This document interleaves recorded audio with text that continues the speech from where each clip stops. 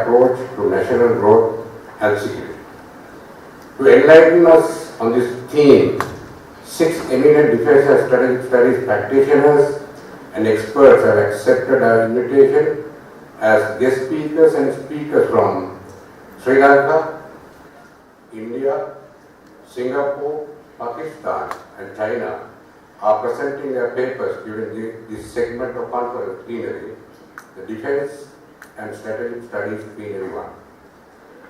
To navigate this most important session of KU International Research Conference 2020, we have here with us today Admiral Professor Jayanath Kolamage, RSV, VSV, USP, RCDS, PSC, Secretary to the Ministry of Foreign Affairs, the Chair.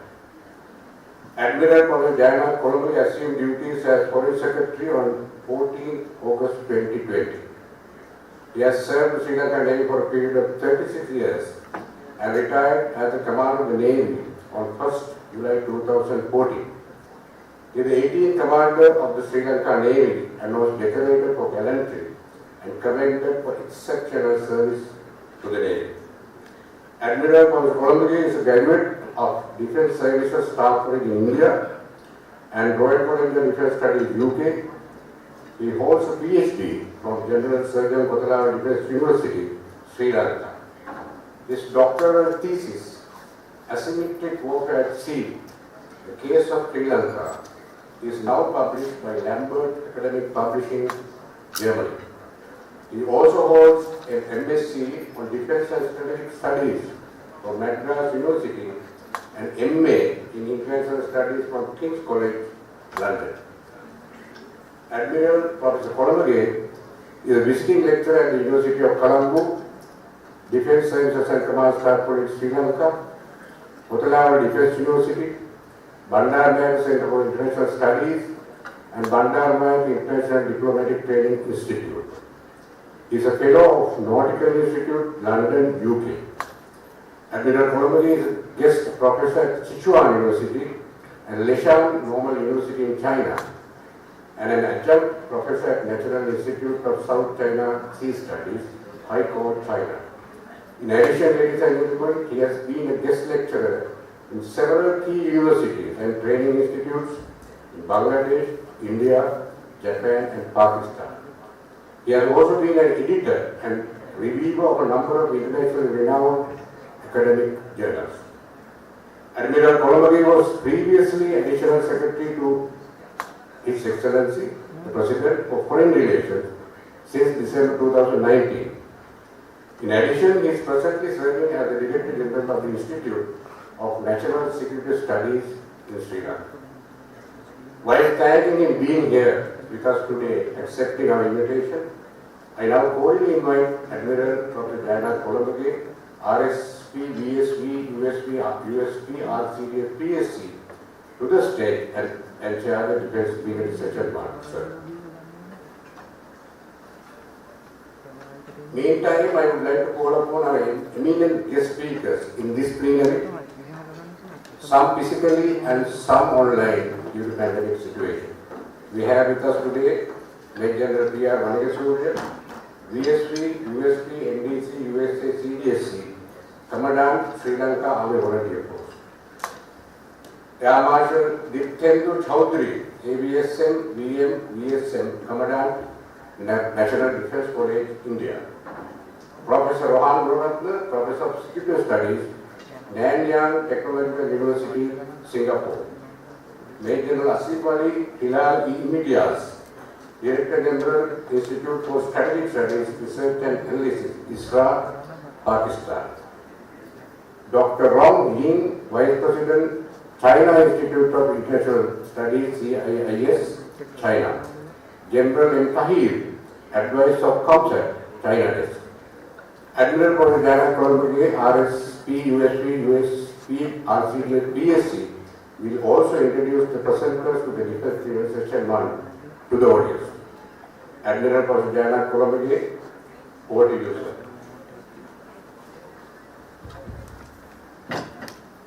Good morning, ladies and gentlemen, Vice Chancellor, senior professors, Deputy Vice Chancellors, I will get on with the job as quickly as possible because we are slightly behind the schedule. Therefore, I will straight away get into the session. Now, this morning, during the inaugural session, we had two great speeches from the Honorable Minister for Education and also the Secretary for Education. When we listened to them, we realized how our national security was at a peak at certain points and then compromised at certain points. And whenever we compromise national security, we have suffered, and we have suffered badly. So ladies and gentlemen, I think we are all waiting to hear the word, the post-COVID-19 world. But this word is elusive. We are yet within the COVID-19, and we don't have the luxury of calling the post-COVID world. But what will the post-COVID world would entail us? In 2019, we were expecting a new world order, a globalized world, free travel, free trade, free marketing, and a great connected world. But what did we really get in 2020? Isolated world, disruption to supply, global supply chains, restricted in mobility within the own country, and there is nothing to talk about international travel. So in this backdrop, how are we going to talk about, how are we going to think about the growth, national growth, and also national security for the future?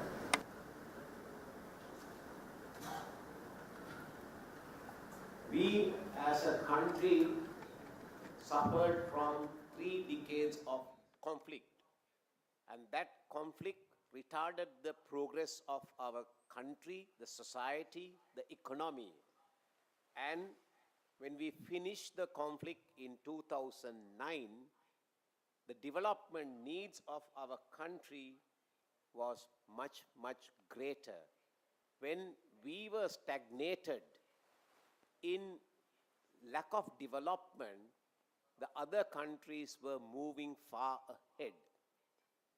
And many successive governments tried their best to resolve the conflict, but it did not work. I believe there was no clear grand strategy in ending the conflict, and there was no great resolve in the political leadership, and there was no great synergy between the armed forces and the political leadership and the whole of country approach from time to time. The moment we got these things together, a strong political resolve, a great synergy between armed forces and the political leadership, and a strategy, the hitherto undefeatable enemy was not that great. And they were defeated within a very relatively a short period of 3.5 years by our great army and our great militaries. Now that gives us a sense of how to approach the national growth and maintaining national security. During the two speeches we heard this morning, it was loud and clear: unless you have a solid platform of national security, the national growth cannot be achieved, period. So these two, national growth and national security, goes hand in glove. If you look at the Sri Lanka's history, which is nearly 72 years after independence, we do witness that whenever there was less attention to national security, our growth has retarded. And now, after the Easter bombing, which was a clear result of totally neglecting national security, the country was in a dire situation. And as when we were trying to overcome that debacle, the COVID hit us. COVID has given us many new thinking to look inward, to look at our national growth in a totally different perspective, from an import-oriented economy to export-oriented economy, to produce more, to be self-sufficient in food and medicine. This is what COVID has taught us. So when you talk about national growth and security, we really have to look at the world that we live in today. That through the COVID-19 pandemic, we are all waiting to see that a vaccination will be available and we will be able to go back to business. So ladies and gentlemen, with this introduction, I have a great panel of speakers to do justice to this very topic, that is the holistic national growth and security.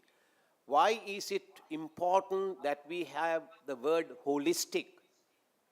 Because we, I think as a region, has been talking about development for number of decades. But unfortunately, it has not come our way. We are not still considered as developed countries. Why is it so? What is lacking in us? Is it the people? Is it the resources? Is it the attitudes? Is it the culture? But there is something lacking. So therefore, the term holistic is of critical importance. It is similar to holistic security. So holistic national growth and holistic national security is of paramount importance. So ladies and gentlemen, now let me invite Major General Vanigasurya to talk about the holistic approach to national growth and security, the Army perspective. I think I will not introduce all the speakers because it will take time. The brochures are available, and I can't do justice in a minute because they are having great CVs. So while welcoming all our friends across the ocean, it's great to see all of you. And now I would invite General Vanigasurya to share his thoughts on this very pertinent topic. And I would request all the speakers to limit your speeches to 15 minutes. Maybe 2 minutes before the time, we will give you a signal, and you are kindly requested to stop at 15 minutes per speaker. Over to you, Ruan.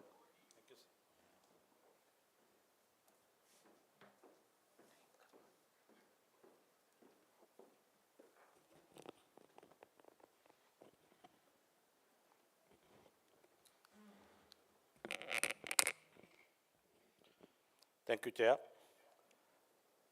Vice Chancellor,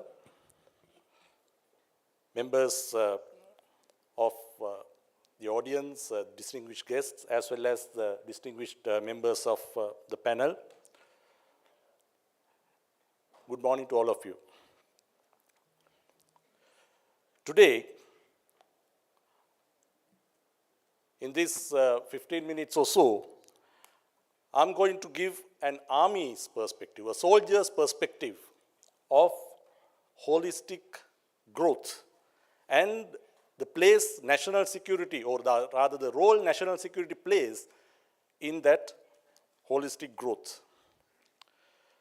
The war and internal unrest in any country engages every citizen, not only soldiers, sailors, and airmen, and hinders the development and, of course, national growth. Therefore, national security is interrelated, or rather directly related, to growth. National security entails national unity, territorial integrity, sovereignty of the country, and many other such important facets of any growth. Although in Sri Lanka, we were able to defeat terrorism when it comes to military defeat, it's a comprehensive one. Although we defeated terrorism comprehensively, we have not been able to bring about a stable situation by bringing about a carefully articulated and carefully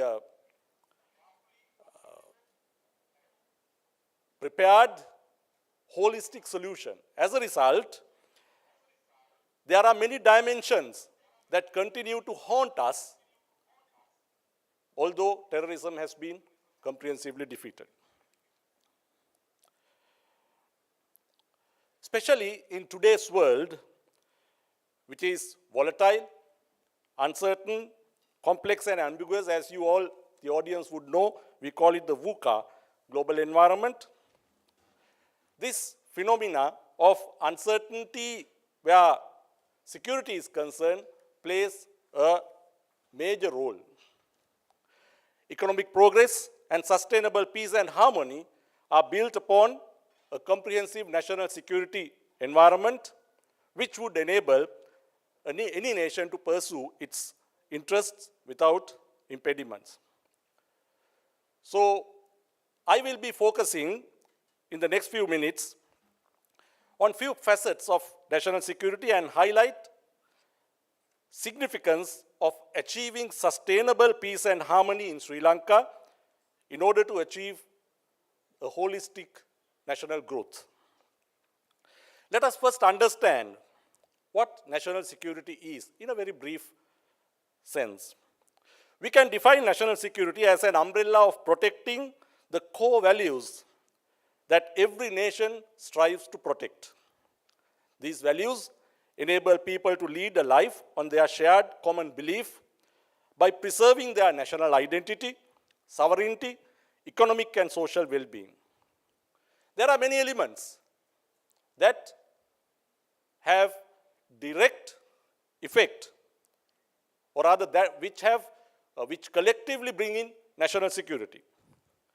There are three constant elements that we cannot change, however much we like. One is geography, the location of the country, and what we possess or don't possess geographically. Then the demography of the population, and of course, the availability of natural resources. These three are constants. You and I can't wish and change these things at will. Then there are other facets which can be, or rather, those are variables. Those include the ideology, national ideology, diplomacy and politics, economy, socio-economic, socio-cultural aspects, technical and scientific standing and aspects, as well as the will to preserve national security and defense.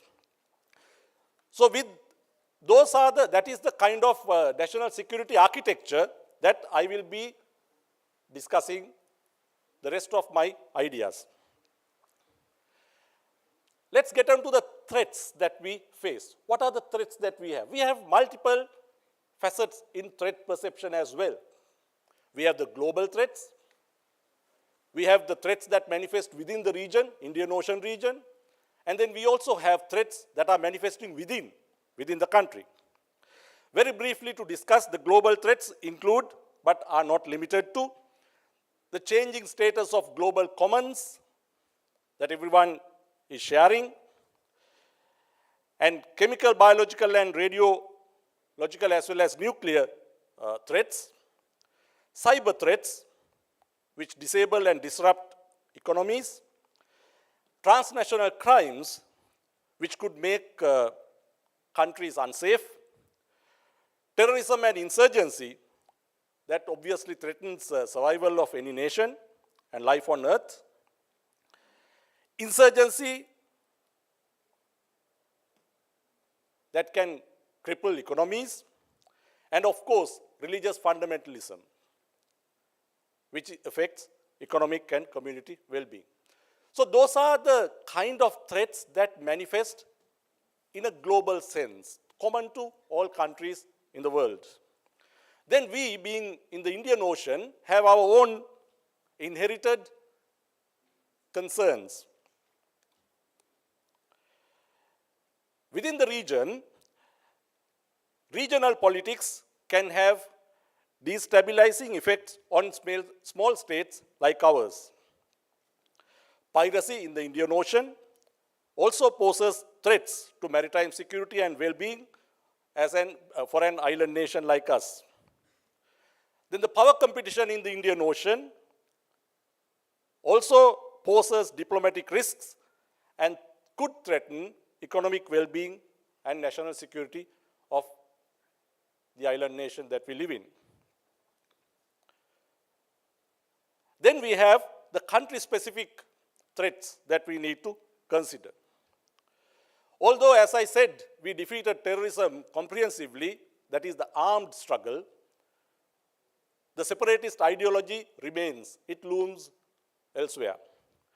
And the proxy war which is waged by separatist forces against Sri Lanka in other platforms, other domains elsewhere, and spread of hatred and uncertainties among communities, weakening the trust and understanding, and the possibility, although it may not appear real at the moment, of emerging of terrorism and insurgency, all those things loom as potential threats within. The potential of our island becoming a hub of organized and transnational crimes is also another concern. Degrading natural environment also poses a challenge to human security, which results in natural as well as man-made disasters, which retard the progress of the country in a holistic way. Well, while considering threats that we discussed very briefly, we can't ignore the opportunities that we have. The geostrategic location of Sri Lanka, although it offers challenges as I discussed earlier, it also gives us many opportunities. If we wisely use these opportunities, most of the challenges that we have can be reasonably overcome. An important strategic location of Sri Lanka provides us with the advantages in the maritime and aviation domains, and the global trend towards blue economy and aviation industry are opportunities for sustainable development for Sri Lanka. Tourism industry, we all know, has enormous potential. Growing service sector provides opportunities for economic development. Our high literacy rate, educated population, and global demand for skilled labor remains underutilized opportunities in my opinion.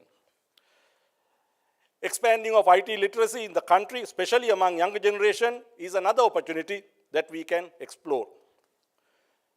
Value addition, rather than exporting raw material, is an unexploited opportunity, and agricultural self-sufficiency also is a possible opportunity which we are yet to achieve. Integration of expatriate population and diaspora communities for economic and social well-being development should also not be an opportunity that we miss. So we have to harness their abilities too. So having discussed the national security, threats, and opportunities, I would now embark upon briefly touching upon the way forward for national growth and security from a military perspective. We have to guard against possible re-emergence of separatist terrorism. Because re-emergence of terrorism in any form will remain a challenge for the national security until an acceptable solution is found to the national problem. National consensus in finding a lasting political solution is an essential ingredient for our overall success and well-being as a nation. We have to continue geographic domination of strategically important areas while denying the separatists the access to their center of gravity, which is the people. That we can do only by winning their hearts and minds. Then we have to protect territorial integrity and maritime security environment. Maintenance of territorial integrity and maritime security is a serious national security concern that we have to be vigilant. Indian Ocean obviously is rapidly surpassing both Atlantic as well as Pacific Oceans as the world's busiest, most critical trade corridor, and we sit right in the center of it. With the growth in legitimate international commerce in the maritime domain, escalation of criminal activities will also proliferate. So we need to have deterrent effect and credible defense at seas. We also have to contain foreign interference in domestic affairs. In today's environment, the possibility of foreign interference in our national affairs remain a significant national security concern. Our increasing importance in maritime domain that I discussed involves regional power politics. The likelihood of extra-regional powers showing more interest in the region and aligning with one or the other regional contenders is a factor that may severely affect national security of a small island nation like Sri Lanka.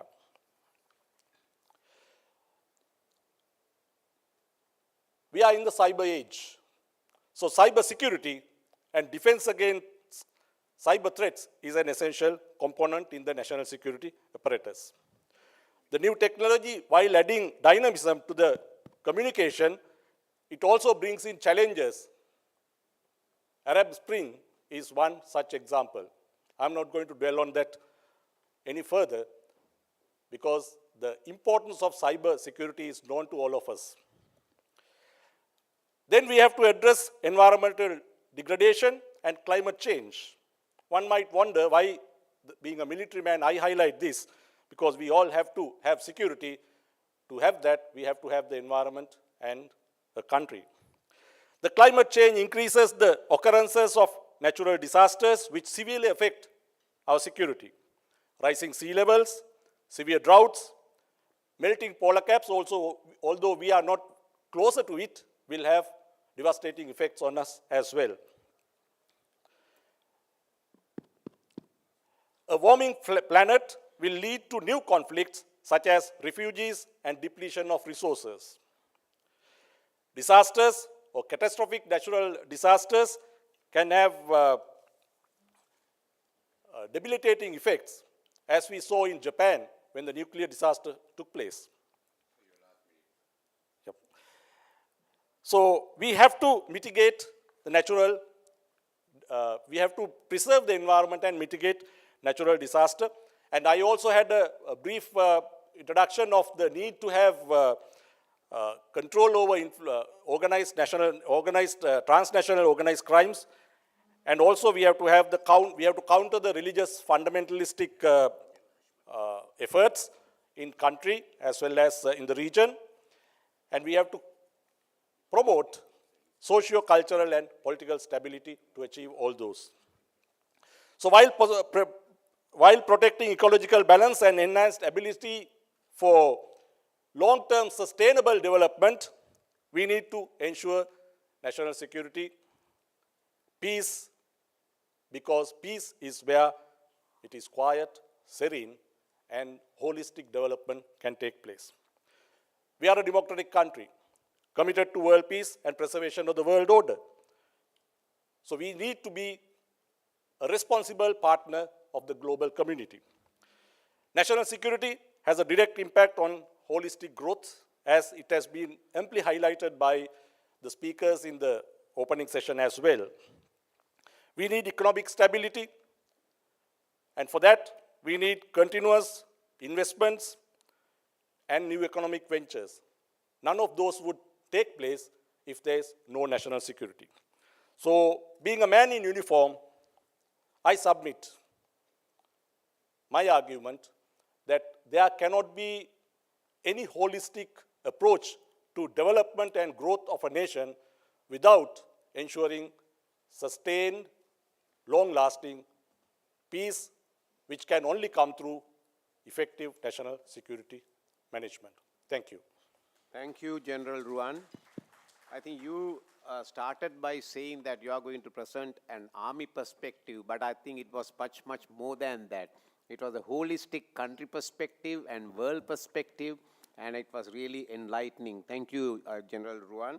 You spoke about Sri Lanka having ended the war, but not really materializing to another progress. So I think we call this the negative piece. Although we have ended the war militarily, comprehensively on land, there are other things we need to do. I think we have been doing very well in many areas, but there are still areas that we need to embark.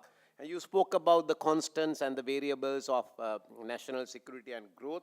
And I think 2 points that you mentioned is national consensus is a very important factor. Now, we are all democratic countries, but actually what democracy has given us, more than uniting us, it has given us dividing us. It has divided us because we are always 51% and 49%. And in our part of the world, 49% think that everything the government do, they have to oppose. So this is a predicament that we are going through.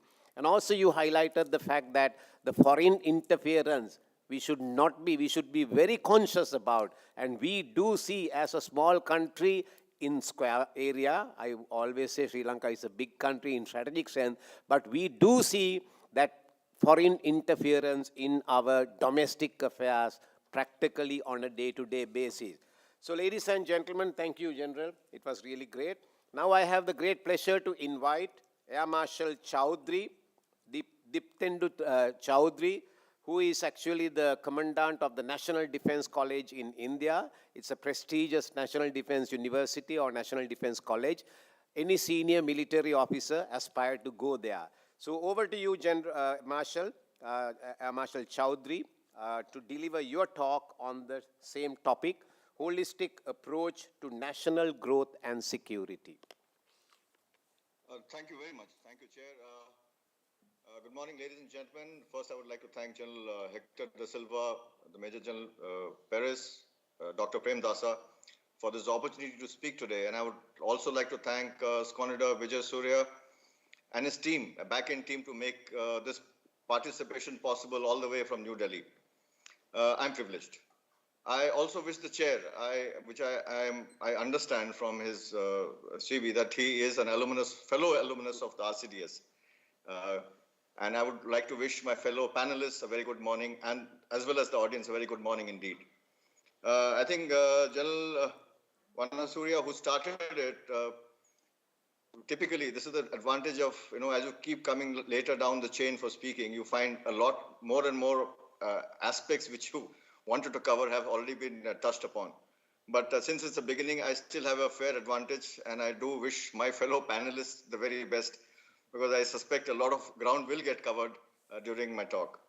As the old saying goes, may you live in interesting times, could not have been more apt to describe our world today, in more ways than one. A world which till very recently was bound together by globalization appears to have been turned upside down by a microscopic virus. This definitely is not mankind's first brush with a large-scale pandemic, but it is probably not since the World War II that we have been faced with such a widespread disaster of the scale and magnitude. The knock-on effects have led to a sharp downturn of economies, mass-scale loss of lives and livelihoods, which has been exacerbated by trade wars, breakdown of supply chains, increased nationalism, and geopolitical jostling. As nations jockey for their political interests, the concept of national security has evolved into a wider canvas of threats and challenges. While the previous panelist very clearly elucidated what national security was all about and how what the fundamentals were, I will take it a little step further by discussing how it has become a widening concept today. For those of us in uniform, the perception of security traditionally and quite naturally is related to a military binary. But the fact is, the security challenges of the 21st century are today of an increasingly non-military construct. There has been a widening of the very concepts of security and peace. Security has become more dynamic, complex, controversial, and contested across the world, and consequentially, peace, on the other hand, has become relative in its character.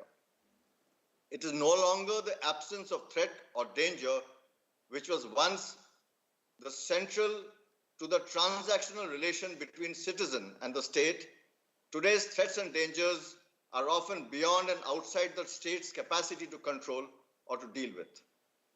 Not only have the once separate baskets of traditional and non-traditional threats merged and their boundaries blurred, the proliferation of new age challenges of climate change, triggered environmental disasters, technology-fueled cyber and digital threats, devastating pandemics, have all arrived at the very doorsteps of our homes and hearths. The enemy is no longer at the gates, it is already inside. In this milieu, the international environment has come under immense pressure of the changing dynamics, changes essentially brought about by some key drivers. The first driver of change is the increase in geopolitical complexity, which has come about due to the growing number of independent, international, and transnational actors engaged in power play across multiple levels, the national, regional, and the global levels. This means that actions of state actors, non-state actors, and private actors directly or indirectly play a role in statecraft, and their transnational cross-linkages directly or indirectly impact geopolitics. The next is the sharp increase in the levels of uncertainty in everyday life and of the future, which has been brought about by the threat proliferation.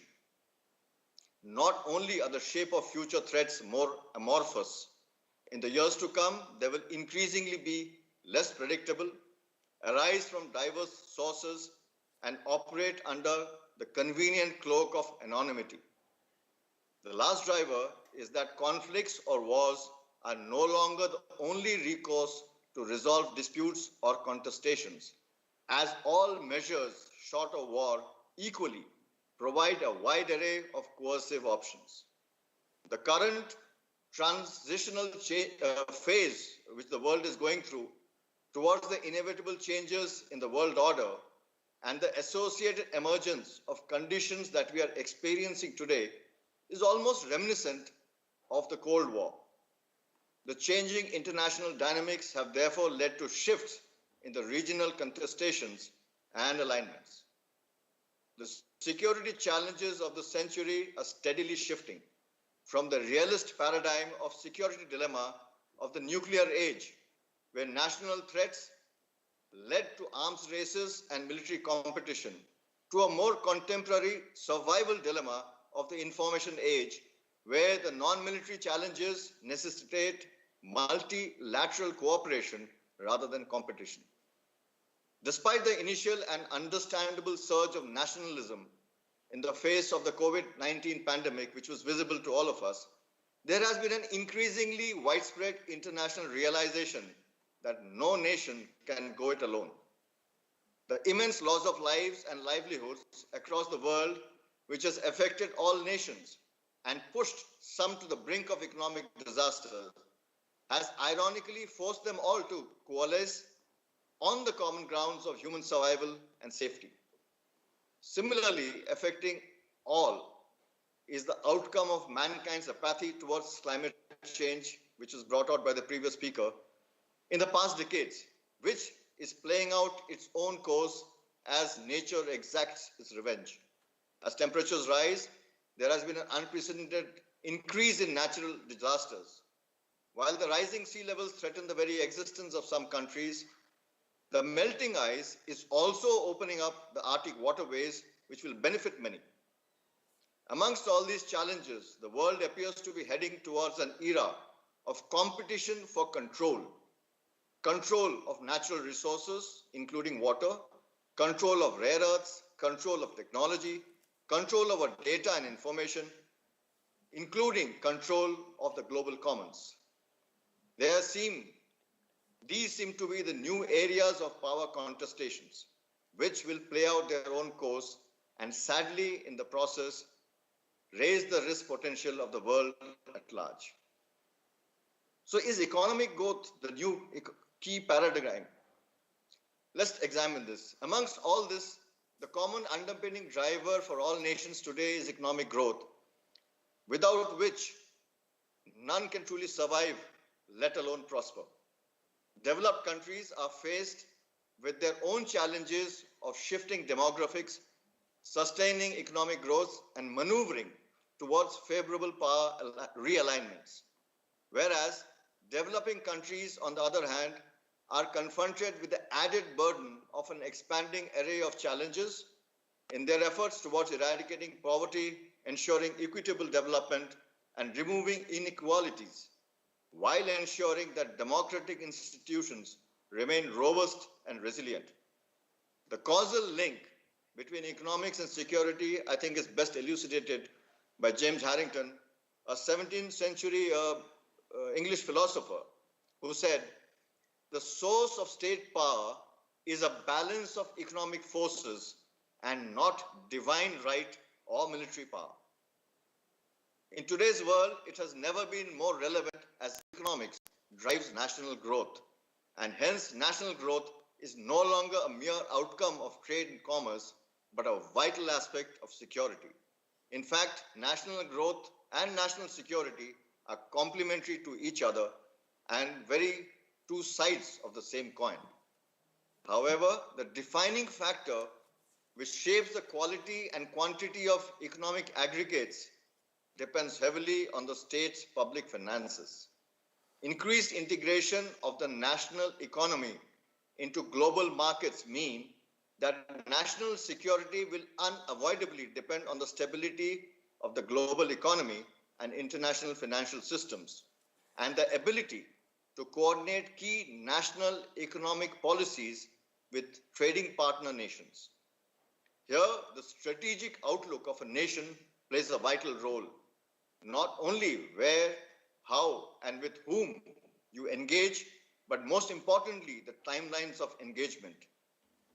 Economic or financial engagements for a short-term political gain may have long-term strategic price to be paid, as it will impact the flexibility of a nation to shape its national security outcomes. Therefore, national security, it's no longer a mere physical defense of a state, but defense of financial systems and institutions, defense of trade interests, defense of markets, defense of supply chains, the list is long. The increasing use of trade as a leverage in the current geopolitical construct clearly underscores that the intricate interdependency of growth and security. So we need a holistic approach. What is the way forward? The widening of the concept of national security to include human security, economic security, environmental security, digital security, information security, cyber security, along with traditional security, today necessitates states to look at and address all these in a holistic manner. The overlapping of these individual realms has naturally led to interdependencies to an extent today. It is almost impossible to act on any one aspect of security without some aspect of it impacting the other. So it begs a whole-rounded approach. This approach will need a government to analyze, strategize, prepare, and act comprehensively by integrating all elements of national security. This, you will agree, is extremely hard to do. Getting all stakeholders together is easy. Getting them to speak the same language is much more difficult.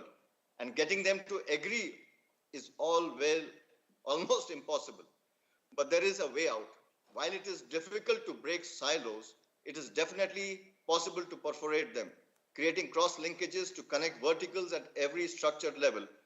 It is not easy, but doable. A common goal with some trust and faith go a long way. And we also need to realize that the age-old conventional strategic approach of aligning ends, ways, and means may no longer necessarily provide a roadmap to achieve the desired outcomes. The binary relationship between the country's development and growth needs, the security needs, have to be viewed differently today. In an increasingly aspirational world, human growth and development probably assume much more importance as geographical security. Therefore, it is getting more and more difficult to find the right balance. The state has to identify the outcomes which are in its national interest, which would need to be followed up with a much more integrated prioritization of these outcomes, balanced in the short, medium, and long terms. This is possible. The most difficult part, as there will be more wants and outcomes desired than the resources and the budgets permit. Creative plans, policies, and processes will continuously need to be adapted to an ever-flattening world. Greater horizontal synergy between ministries, stakeholders, and public and private sectors today are essential for a whole-of-government approach, whereas vertical synergy would be necessary between strategy, policies, plans, and execution to achieve the desired outcomes. So what does the regional outlook look like today? I'll quickly sum up by saying that the emergence of new threats and increasing risk to global security have raised fundamental questions regarding the adequacy of existing international arrangements to foster peace and security. On one hand, we see the growing helplessness of world forums such as UN in managing and averting conflicts, and on the other hand, we see growing reluctance on part of traditional responsible powers to assume world leadership, thereby ceding space to ambitious revisionist powers who disregard the rule-based normative world order. Today, more than any other time, and more urgently for the turbulent future we face, the world needs stronger institutions, stronger commitments, stronger resolve, and most importantly, stronger friendships. If anything, that the current pandemic has forced us is to look at our lives and world afresh. There is today a strategic window of opportunity which is open, an opportunity to examine our common interests, find paths of convergence, and concentrate not just only on regional cooperation, but more importantly on regional cohesion. It is time to come together to seek a collaborative security. It is time for a new strategy, and a simple one at that, one of actively seeking fresh common grounds and rallying together to secure our common and shared future. Thank you very much. Thank you, Air Marshal. You stuck with the time perfectly, exactly 15 minutes. I think that is the quality of the National Defense College of India. Thank you, sir. And I also like to acknowledge the presence of General Hashmat, a great friend of Sri Lanka amongst us, and nice to see you, Excellency. So Air Marshal brought us, started with the pandemic. And I think we all agree that health security as a component of national security has really risen the ladder. And of course, now we are asking the question, who or what is a superpower? Is it a military might? Is it an economic might? But is it a country which can actually protect the lives of people? And I think this small country, Sri Lanka, has paid a lot of attention to protecting the lives of people. So therefore, in battling the pandemic, I think Sri Lanka is a superpower. And Air Marshal spoke about the complexity of hard security and soft security. It is not really possible to differentiate between the two because we have the hybrids of many types of security challenges right now. And you mentioned another very important aspect is the level of uncertainty. And actually, it is not necessarily within a country, but within a region also. And I think we do see that insecurity of some countries giving rise to insecurity of the entire region and insecurity of many other countries. So this is a phenomena that we witness in the Indian Ocean right now. And I think basically it boils down to the survival of the state. And you spoke about the environmental security, and then you stressed the point that national growth and national security are two sides of the same coin. But then these two sides should be able to see each other, not living in their own silos. There has to be a connection between the two, because if you say two sides of the same coin, it might mean that they don't see each other. Not right. I think what you meant is not that. So thank you for bringing that, stressing the point that national security or the national growth and national security are interlinked. We cannot really separate the two. And then you ended up giving a regional outlook. And I just would like to mention that in 1971, this small country, Sri Lanka, proposed to the United Nations that let this region, the Indian Ocean region, be a zone of peace. And it was passed, ratified, but never implemented. And incidentally, in 2020, we wish a similar Indian Ocean, although it has gone much beyond what we envisaged at that time. But right now, we wish for the same thing. We want the freedom of maritime commerce to take place in the Indian Ocean without major powers trying to securitize every aspect in the Indian Ocean. So thank you, Air Marshal. That was great listening to you. Now I have the great pleasure to invite my guru, Dr. Rohan Gunaratne. He doesn't need any introduction to anywhere practically. He's an authority on the subject of de-radicalization or counterterrorism. He's one of the greatest assets Sri Lanka has in that regard. And we are waiting to see you back in Sri Lanka very soon to take up some other key appointments in Sri Lanka as well. And I don't think there can be any better person than Dr. Rohan Gunaratne to talk about securing the Sri Lanka, the post-Easter Sunday threat landscape, because Dr. Rohan is not only a great academician, but you are basically a practitioner as well, because you go to every nook and corner, you meet people, you talk to them, you debrief them, and then you share that with the wider audience who are having the same objective of countering terrorism, countering radicalization, and countering religious extremism. Over to you, Dr. Rohan.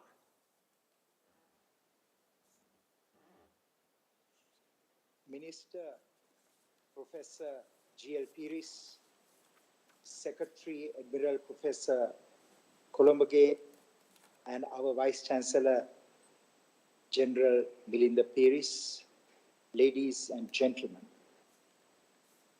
In the blink of an eye, the terrorists killed 267 innocent people and injured over 500 on 3 hotels and 3 churches on Sri Lanka on Easter Sunday, 2019. What is so remarkable about this attack is that it symbolizes the threat the world, the region, and our nation is today facing. After having vanquished a terrorist group, a very deadly group, after having fought it for 30 years, the Tamil Tigers, today Sri Lanka faces another threat, a much more sinister threat than the threat we faced before. The insurgency and the terrorist campaign in the Northeast was confined to a region. But the new phase of threat we are facing is a nationwide threat, considering the demography of the population from which the Islamic State continues to recruit. We must never think of it as a one-off attack. Easter Sunday 2019 was not the final act of terrorism by the Islamic State in Sri Lanka. It is a persistent threat that the entire region and the world is facing, especially after the decentralization or the global expansion of the Islamic State from Iraq and Syria. I still recall March 23rd,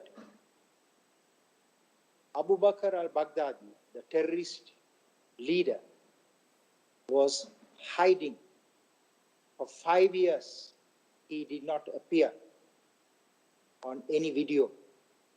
But 1 month after, Baghuz was lost. The last territorial stronghold in Syria was lost. We saw that one of his followers, Zahran Hashim, staged a devastating attack.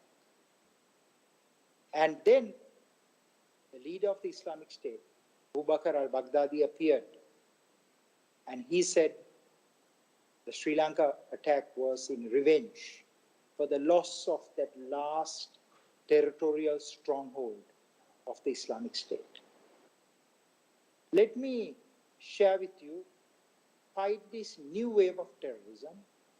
The world, the region, and Sri Lanka should reconfigure its military forces, its law enforcement authorities, and its intelligence services.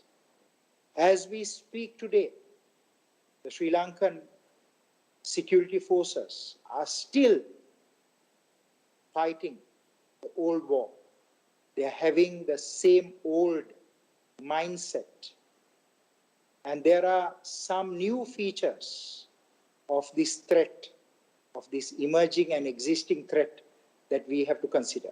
Let me share 5 of those features so that you, as the Kotelawala Defense University, can give the understanding and the knowledge to our armed forces, to our law enforcement agencies, and to our intelligence services on how to fight this threat appropriately, without overreaction and without underreaction. Number 1, the base of threat, the foundation of threat is religion. Islam is a very peaceful religion. In fact, the type of Islam practiced in Sri Lanka emerged through a period of 1,400 years, where Islam coexisted with Buddhism, with Hinduism, and with Christianity. But this beautiful form of Islam was supplanted starting 1979 with the open economy, with forms of Islam that came from Pakistan and from the Gulf, where other religions were not tolerated. Not only that, even the Sufis, the majority Muslim community in Sri Lanka, they were ridiculed and vilified by this new strain of Islam that came from the Middle East and from Pakistan. So Islam changed and the Muslims changed. The Muslim looked towards the East. They wore more Arab fashion. They started to pray the way the Arabs did. They forgot their 1,400-year Muslim heritage.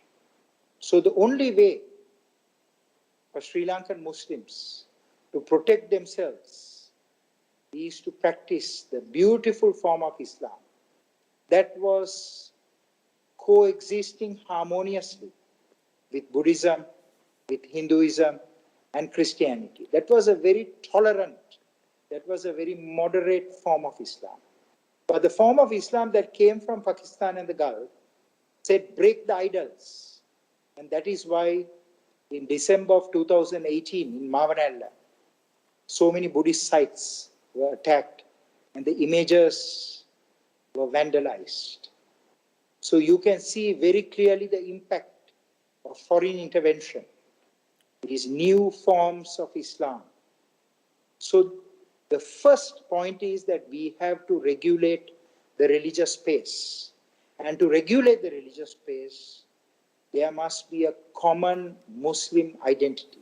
There must be a body on top of the All-Ceylon Jamiatul Ulema, a secular body that will include a few religious leaders, but largely dominated by Muslim professionals, Muslim academics, Muslim businessmen, Muslim visionaries, that will make sure that these foreign forms of Islam, what you call Islamism, does not replace the beautiful form of Islam. If we permit Arab preachers to come, If you permit clerics to come from overseas and preach, they will certainly spoil the beauty and the harmony of our nation. So anyone who comes from overseas should be scrutinized. Has he attacked another religion? Has he attacked traditional Muslims? Has he been very sensitive to the opinions of other faiths? So the first point is regulating the religious space. The second point is that Sri Lankans who study overseas, they must travel more to Asia to study, to Indonesia, to Malaysia, to Central Asia, rather than to go to the Middle East. Because they will bring these Middle Eastern ideologies, and most of the wars and the conflicts are in the Middle East. They will bring those ideas. They will begin to fight with the traditional Muslims by telling, you are not practicing real Islam. You are not practicing puritanical Islam. So the second aspect is we have to regulate to what countries they go and study, what schools they go and study. We have to scrutinize, did those schools produce terrorists? And if so, we should send them to schools that produce champions of peace, not champions that advocated differences and separations. The third is we must develop a very strong cyber presence. Our military should create a cyber directorate because the Islamic State terrorists are operating largely in cyberspace. They spend more time in cyberspace than in the physical space. And we do not have real experts operating in the online domain. I have met less than 10 officers from the Army, Navy, Air Force, our police, and our intelligence services. So I would ask KDU, especially our brilliant Vice Chancellor, to rise to this occasion and to produce specialists who can counter the threat in the online space. The fourth element I want to share with you is that we have to develop a rehabilitation program. That is, we have to promote moderation, toleration, and coexistence in the Muslim community. And between the Muslim community, the Hindus, the Buddhists, and the Christians. We cannot allow groups like Bodubala Sena, Sihala, Rave, and all these extremist groups to operate. In fact, we should plan to deregister any group that is registered as a political party in the name of a religion or in the name of ethnicity. In fact, I would say that we should not allow anyone in robes, anyone in Muslim attire to dress or Hindu attire come to Parliament. It's very important that we do not create a precedent of having religion in Parliament. Religious people must stay in their houses of worship and not do politics. Anyone doing politics should be immediately disrobed and should be put in, after a warning, should be sent back to their house of worship. If anyone wants to do politics, that is not the place. Look at the Thai constitution, where religion is not permitted. We have to learn from the best practices. And the final aspect is this. Our political leaders, they have to integrate our communities. Katankudi, the ground zero of terrorism, had 100% Muslim population. If Muslims are not going to mix with non-Muslims, we will have exclusivists, meaning they will live their own lifestyle. They won't live as Sri Lankans, they will live as Muslims. Similar for the Tamils and the Sinhalese. So there must be a program to mix the communities. We can do this in 10 different ways, but I will mention only 3 different ways. One is urban planning and town planning. We must make sure that people are settled and resettled so that it will reflect harmony in the future. Second is the schools. We say that we have a national education policy. We don't have one. because we have separate schools for Sinhalese, separate schools for Tamils, separate schools for Muslims, separate schools for Christians, separate schools for Buddhists. We must have Sri Lankan schools if we want to produce Sri Lankans. So we had many failures in the past, and that is why Easter Sunday happened. We have to raise a new generation of children who will grow up in school, in classroom, without ethnic and religious prejudice, without ethnic and religious, without ethnic and religious suspicion, because it is prejudice and suspicion that lead to hatred. So fighting the Islamic State wave of terrorism is not men and women wearing black, carrying guns, breaking doors, killing or capturing people. Our armed forces will have to totally change. It is regulating the religious space, having the necessary laws, maintenance of ethnic and religious harmony acts, where if anyone insults another person's religion, should be arrested, should be investigated, should be charged, should be prosecuted.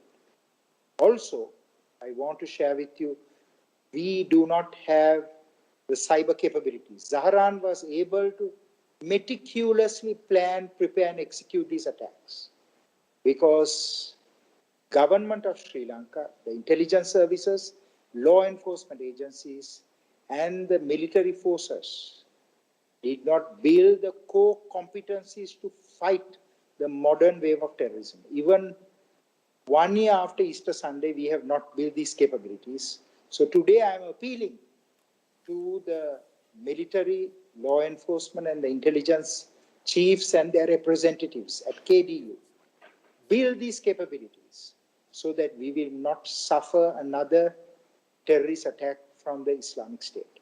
Ladies and gentlemen, let me pay a tribute to those members of the armed forces, to those members of the law enforcement agencies, those members of the intelligence services, and those who have come here from the other professions, whether they are from a religious agency or religious ministry, whether they are from an education agency or education ministry, whether they are from an infocoms, communications or information ministry, that this new fight can only be fought and won only if the security forces are able and willing to work with the religious, education, and the media spheres.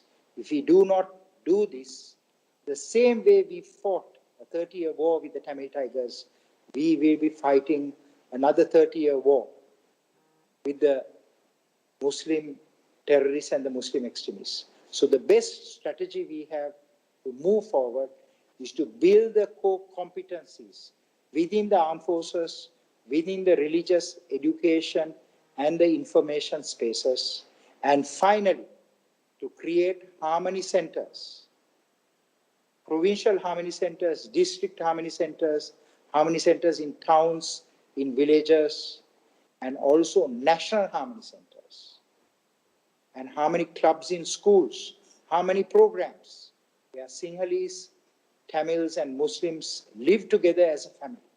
If we do not live together as a family, if we go to produce separate Muslim graduates, Sinhala graduates, and Tamil graduates, we will have no united Sri Lanka. Similarly, the message to the region is this: Islamic State is spreading very rapidly in India, spreading in Pakistan, spreading in Bangladesh, in Afghanistan, and in the Maldives. This is the new phase of threat, and we all have to work together in the region by creating common databases, exchanging personnel, conducting joint training programs, joint operations, and also sharing experience, expertise, and resources. I thank you very much. I once again pay a great tribute to Vice Chancellor KDU, General Milinda Piris, for his leadership. I have always said he's the best Vice Chancellor Sri Lanka has produced, and KDU is the best university because you have no riots and no raggings. And I hope that KDU will provide the leadership to the other universities.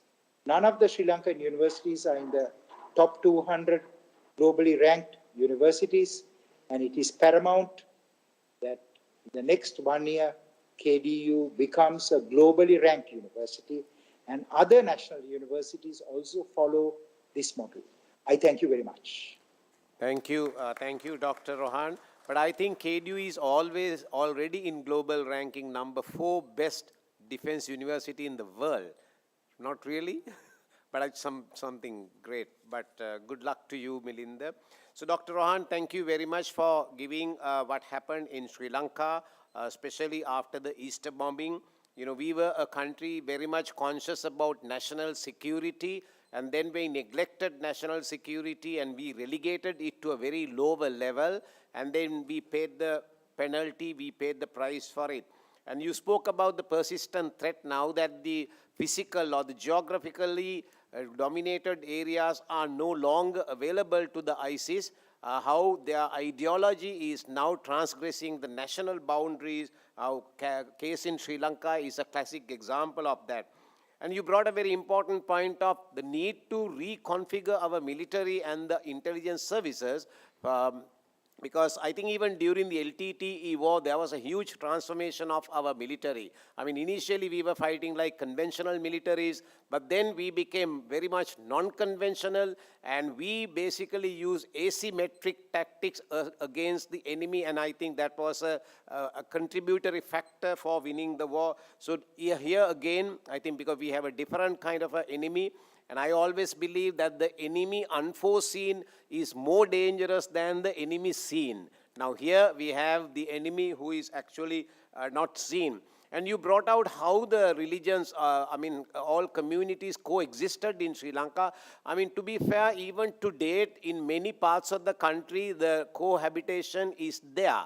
It is only a certain segment of this population which is not really respecting the national identity, and they want some other identity. So to be fair, by the larger population, I think still in Sri Lanka we have this cohabitation. It's only a smaller segment of people who have been doing this.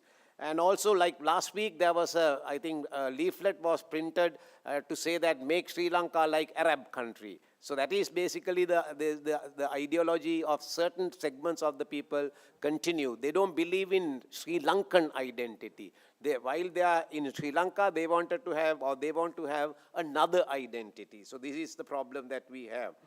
And also, you mentioned about the need to rehabilitation. Rehabilitation is a must to do, and I think Sri Lanka has a classic example of rehabilitating 12,500 ex-LTT combatants in a very successful manner, and the success story is none of them have gone back to fighting to date. That's a real great success story, especially for our army. And also you spoke about the harmony centers as a way of bringing the communities together and not to allow this ghettoizing. Ghettos are becoming a ghetto, like one ghetto for one community and another ghetto for another community. I think this is not very good. And you also brought the point that we are not yet ready to understand the cyberspace. I mean, the fundamentalists or the extremists don't operate in the normal web that you and I surf all the time. They go to the deep web and the dark web, but I think we are getting somewhere there, and most of the information that we are deriving is not from the normal web. I think our intelligence agencies are getting the hang of it. So thank you, Dr. Rohan. It was a great insight to Sri Lanka and the battle against the extremism. Now I have the honor to invite Major General Asif Ali from Pakistan. He is now heading the strategic division, presently the Director General of the the strategic division of Pakistan. I'm so sorry, I can't really get it very quickly. But over to you, General Asif Ali. We are ready for you. Thank you, sir. Honorable Chair, Excellencies, distinguished participants, Assalamu alaikum and a very good morning. I hope I am audible and visible also. In these extraordinary, challenging times where human contact is risky, I appreciate the initiative of KDUs to organize the 13th International Research Conference virtually. It is indeed my privilege to share views on overarching theme, holistic approach to national growth and security. This is the most appropriate subject for discussion during the COVID-19 pandemic when national growth, economy, and security of humankind have come under extreme stress. I recall my visit to Sri Lanka in September last year to participate in international research conference that discussed challenges to humankind in the fate of new technologies and had the opportunity to share with you the Pakistan's perspective. I still have the fond memories of my visit there because of the unmatchable hospitality rendered to me and my family. Thank you very much, and I would love to be back again. Today, I shall focus on the human security as a pivot around which all programs and efforts are planned to ensure national growth and security. In other words, comprehensive security is human centric as compared to traditional security, which is state centric. According to famous philosopher John Stuart Mill, nearly all other earthly benefits are needed by one person, not needed by another. And many of them can, if necessary, be cheerfully foregone or replaced with something else. But security, no human being can possibly do without, quote unquote. Ladies and gentlemen, and I do hope that there are ladies in the audience, in such fora where a serious discussion takes place on vital issues of national security, we must first of all acknowledge the reality that surrounds us. The reality, in my view, is that the world is a post-truth world where death of truth has occurred due to proliferation of information, misinformation, data distortion, and half-truths. The social contract between the state and the people has become tenuous. To make the state strong, the need to strengthen the social contract is imperative. Hence, my emphasis on human security as a pillar for national growth and security. National security as a notion conveys a perception about set of essential conditions conducive for national development as well as continuous process for achieving these conditions and maintaining them despite challenges. Globalization has brought extraordinary interdependence coupled with technological revolution that has blurred the geographical world order and has impacted the fundamental concept of security. While state security transcends into regional and global security, the security construct itself re- uh, revolves around human activity. Thus, overlapping security concerns need synergetic efforts of all elements of national power. We all need to keep in mind the WHO emphasis that human well being is a precondition for world peace. Here, I would like to acknowledge the contribution of Pakistan's eminent economist, Dr. Mehboob Haq, who was instrumental in getting the concept of human security incorporated in the UNDP Human Development Report in 1993. Since then, there has been greater stress on people's security, food security, employment and environmental security rather than security through armaments. Respect for human rights and policies to ensure observance of human rights have developed significantly in recent decades. But this has not yet come close to securing all humans. Governments tend to prioritize the rights and interests of their own citizens over the fundamental rights of others. Human rights are still routinely treated as secondary to national security issues where the two are perceived to clash. Ladies and gentlemen, the modern world has become more complicated, multipolar, multidimensional, and uncertain. In fact, our world today is a whirlpool of regional and international developments that will have a far reaching impact on human security. Major power competition over natural resources and body of land and sea has remained the basic reason for competition and confrontation.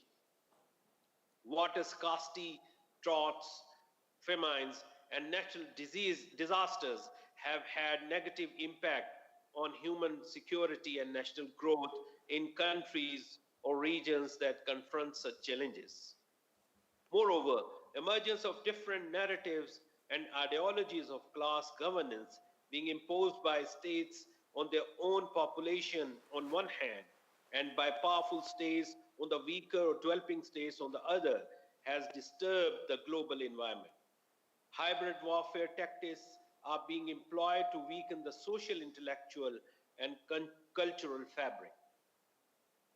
Extensive usage of social media and information technology by the digital natives of Generation Z is transforming social behaviors. In this era of hybrid warfare and artificial intelligence, the options of human decision making and values no longer play the same role as before in strategic thinking. Thus, the concept of national growth, security, and stability has become more complex as it involves not only highly sophisticated and technological advanced weapon systems, but also human security, growth, and economic well being. It is imperative to ensure that the ongoing revolution in information and communication technologies focuses equally on the human dimensions of security. As responsible members of the international community and as part of South Asian Association for Regional Cooperation, our countries must accord more emphasis on measures to mitigate the negative impact of climate change, health security, food security, water security, energy security, etc. Thus, human dimension needs to be given priority in our quest for national and regional security and stability. Ladies and gentlemen, we must also be watchful about the fact that traditional and non-traditional threats emanate from multiple directions. The target can be military or strategic installations, infrastructures, but most importantly, their target is people and citizens. These threats predominantly rely on the ability to shift through multiple domains, a phenomena increasingly recognized as the fifth generation warfare. National growth and security are thus not merely related to defense or the armed forces, it is all encompassing and in essence means the ability of the state to attain its vital interests as well as to ensure the well being of the society and the individuals. This broad sense of national security goes beyond just protection from physical harm. Human security embraces far more than absence of conflict. It means freedom from want, freedom from fear, and freedom to inherit a healthy natural environment. These form of building blocks of a holistic national security as it harmonizes all elements of national power and resources. The COVID-19 pandemic took the world by surprise. It spread like a wave and engulfed the countries of the world. The virus does not recognize boundaries, race, or religion. It attacks anyone who is vulnerable. The world has been given a wake up call. Nature has lashed back at humankind for brutally utilizing its resources without any efforts to replenish them. No country has been able to protect its population from the coronavirus single handedly. Perhaps this is a time to learn to face such challenges through cooperation, not competition. Pakistan has been appreciated globally for its efforts to have successfully fought this menace. This fight was we were able to achieve this success through multidimensional approaches. We instituted a National Command Operations Center as well as awareing the people about this menace. The recovery rate in Pakistan has been far higher. All this could not have been achieved without the commitment and devotion of our medical and paramedical staffs. The pandemic has reinforced the vital importance of responsible utilization of information and communication technology and artificial intelligence for human security and not for human destruction.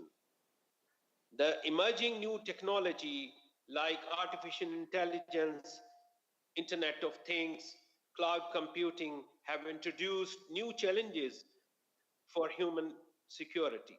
While science and technology are given us the tools to improve, they are also presenting serious problems.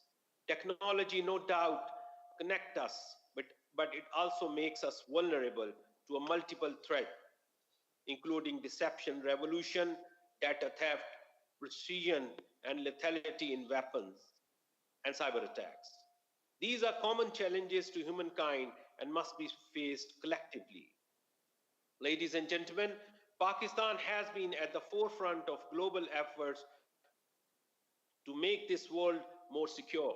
With our decisive success in defeating terrorism and enormous sacrifices by our people and security forces, Pakistan is moving forward with determination to overcome the various challenges and roadblocks to security, stability, economic development, and growth. Pakistan has faced various challenges of different magnitude and strength. The strategic balance in South Asia has been upset with the acquisition of state of the art, sophisticated, and lethal weapon system in our region. An arms race in our region which has been triggered, which may shake the regional security and stability. Our region is truly at the cusp of historic developments. The landmark peace agreement between the US and the Taliban in February this year, and now the current ongoing intra-Afghan dialogue, has brought a wave of fresh hope and sense of positive anticipation for the people of Afghanistan and region.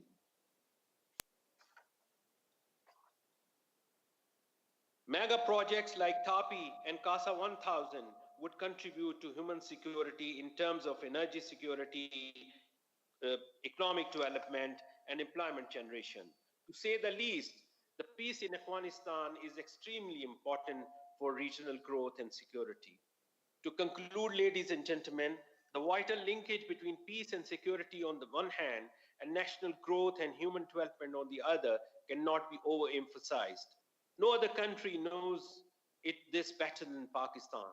In an environment of regional peace, the countries of South Asian region shall find opportunities for cooperation and connectivity that has the potential to transform our region into an economic engine of Asia.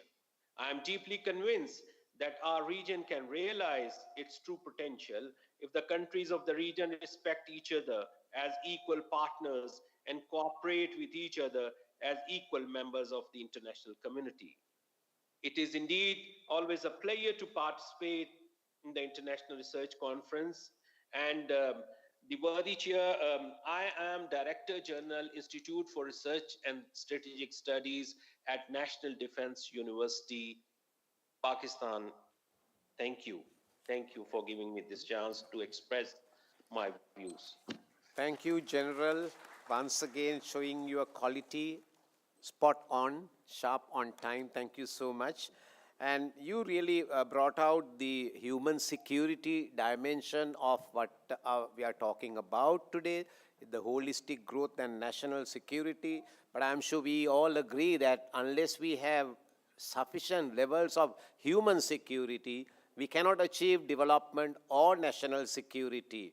And as long as we are not centric to humans, we get carried away by other ways. So therefore, I think the people should be at the minds of all our leaders, the individual countries as well as region. And also you brought out the point that human well-being as a precondition for world peace, which I think there is no doubt about it. We all agree I think our final objective should be the human well-being. And then you explain about the social media, the extensive use of it, and how it complex the war, how it complex the make the national security even more complex. And then, of course, the hybrid warfare. I mean, the combination of various various facets of tools for fighting a warfare. And also you mentioned that is the link between the human security and the economic well-being. I mean, if I am to share the Sri Lankan approach right now, is we are focusing, number one priority is national security, and number two is economic development, and number three is foreign relations. Not in that order really, it is a mixture of all three. So these are the three pillars of our strategy, because we have understood that unless we economically empower our people, unless we provide the basic needs of our people, we cannot have a lasting peace. That's something we have realized.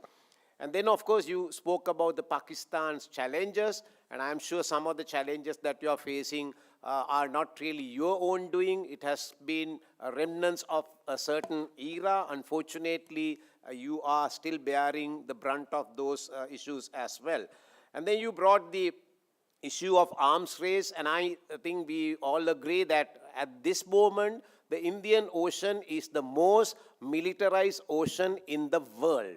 And at any given time, there are about 120 warships going here and there in the Indian Ocean, and we really do not know how many submarines, how many nuclear submarines, how many submarines carrying nuclear heads are there. We really don't know.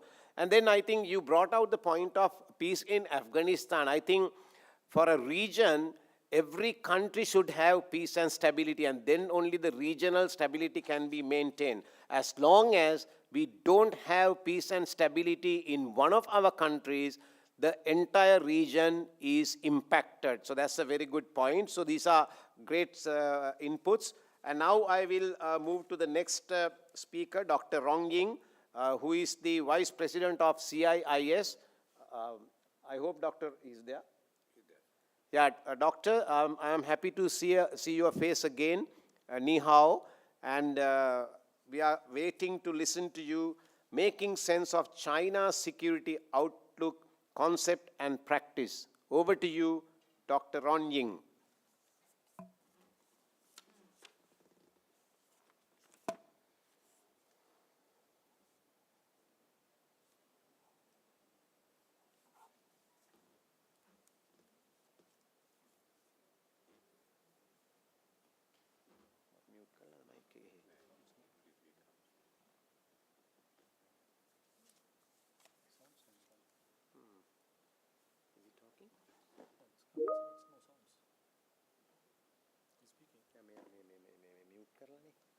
He has to unmute, I think.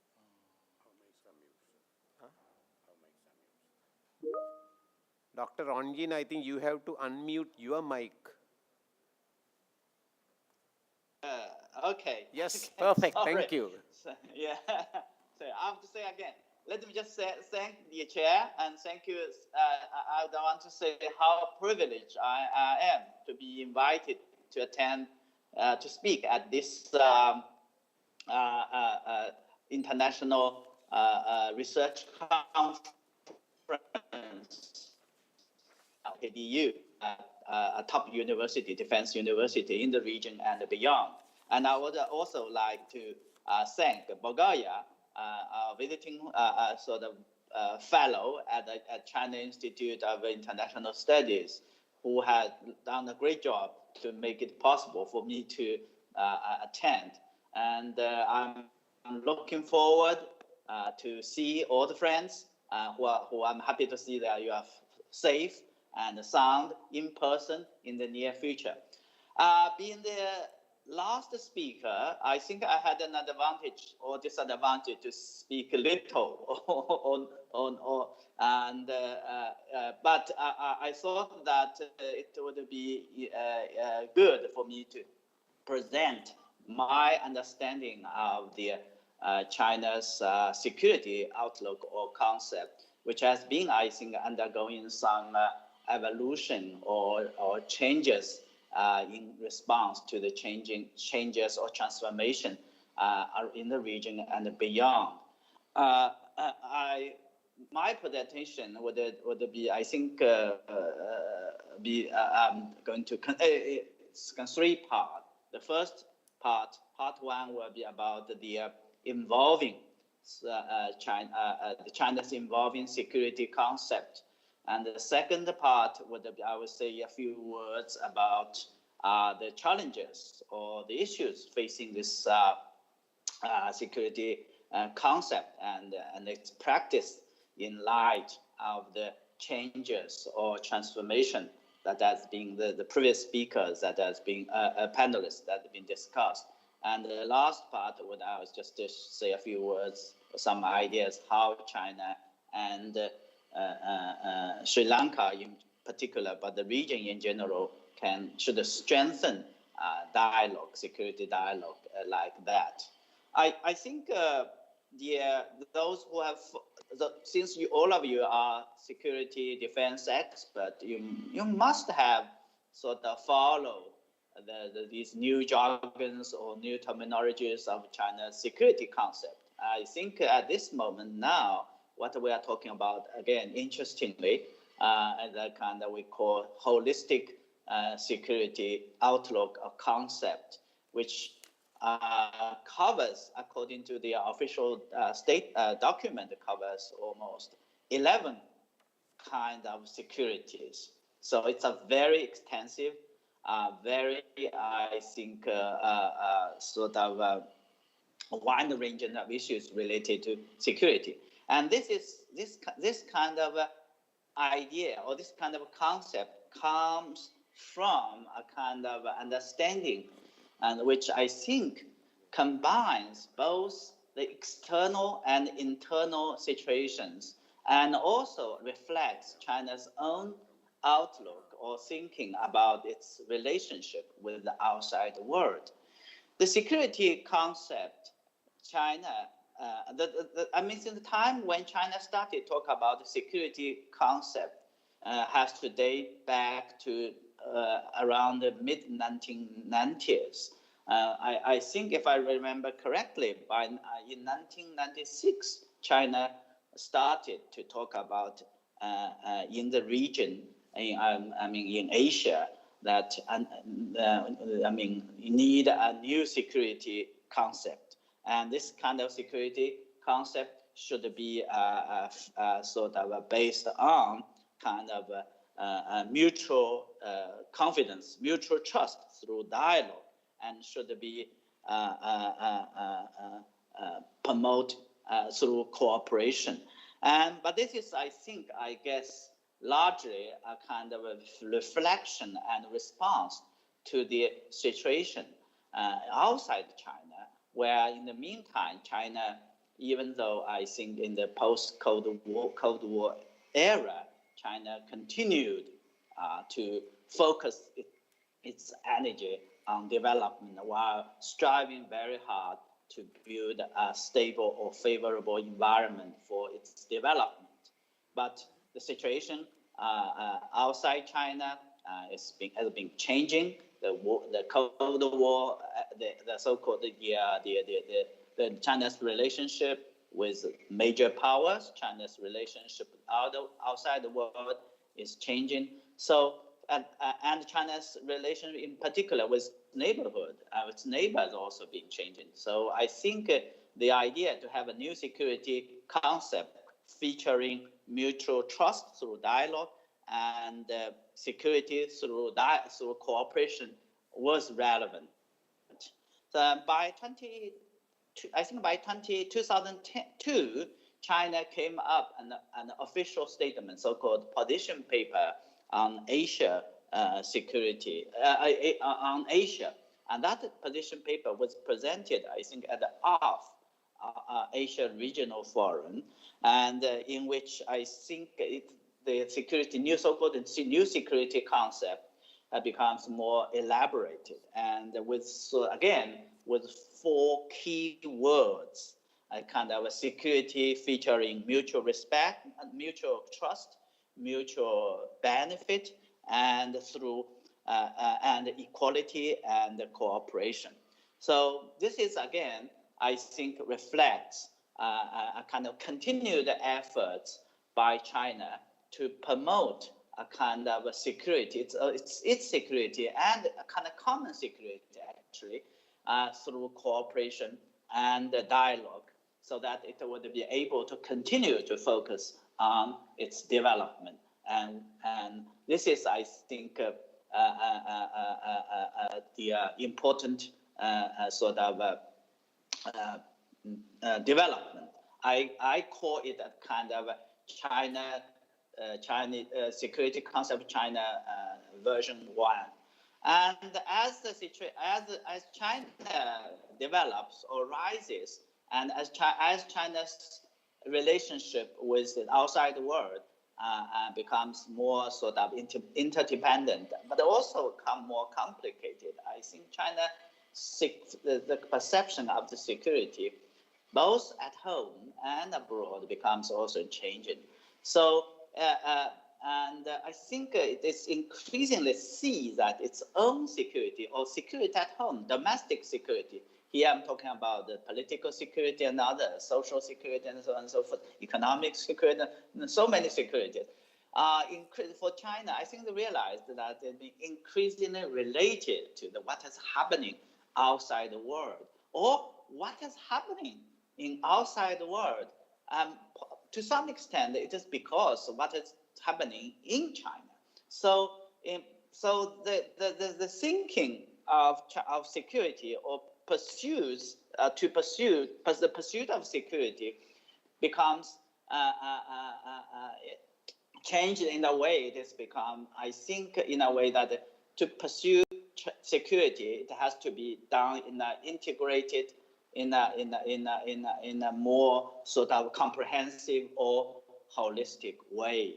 So, I think, and in the meantime, I think China continued to feel that it will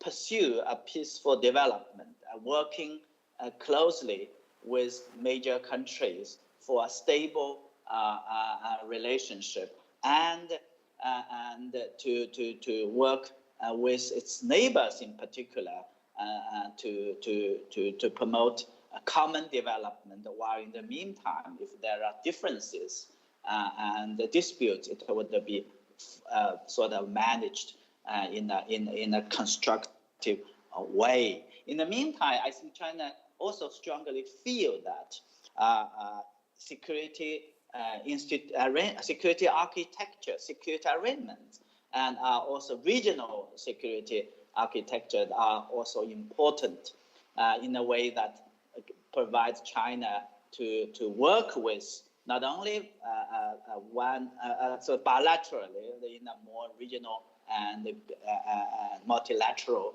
sort of context. So China, in that period of time, I think China is becoming increasingly an active player in regional architecture, regional dialogues like ARF, like SCOs and others, and continue to see that both traditional and non-traditional security threats are intertwined. And I have to point out, as the previous speakers mentioned, that in that part of period, we had certainly the September 19th terrorist attacks and other sort of incidents like tsunamis 2004, and also I think there are many non-traditional security issues, even though the traditional security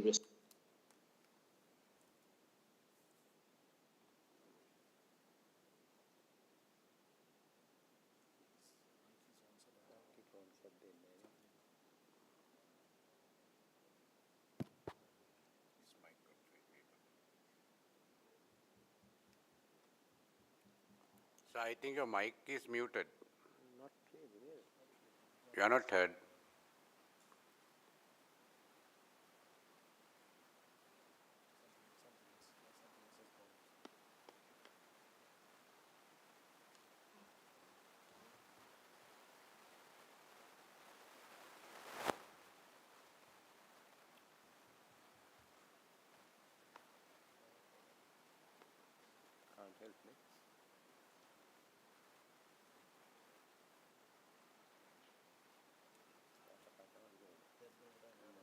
Sir, we can't hear you. I think your mic is muted.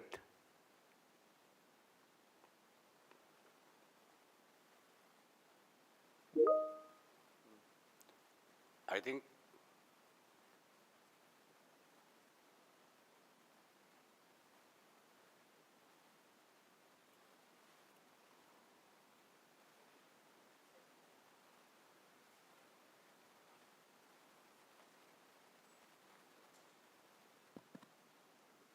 Professor Ying, unfortunately, we could not hear the final segment of your speech. I think there is a technical glitch, and because of with the interest of time, I beg your pardon to move on. And thank you for giving a China security outlook, and especially for the region and beyond. And you brought out the concept of security and development to a new dimension, and then how China has engaged with the rest of the world post-Cold War. And then, of course, you brought out the 2 points about mutual trust and security through cooperation. And then how, with the development that China is undergoing, how the relations with the outside world and the outside countries has become very important, but at the same time, very complex. And also, you mentioned that the security and the development should be integrated in a more holistic way for peaceful development.